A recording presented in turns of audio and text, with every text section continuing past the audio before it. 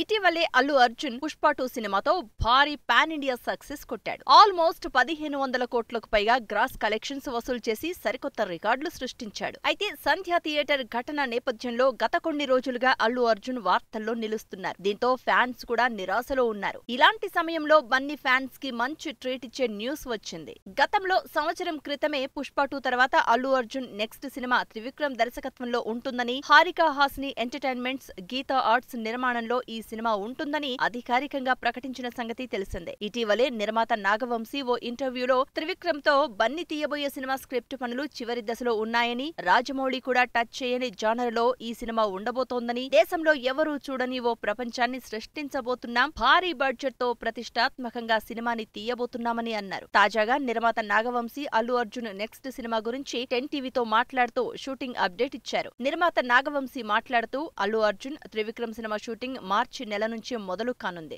మొదట హీరో లేని scenes shoot చేస్తారు. అనంతరం బన్నీ జూన్ లో షూటింగ్ లో జాయిన్ అవుతారు అని తెలిపారు.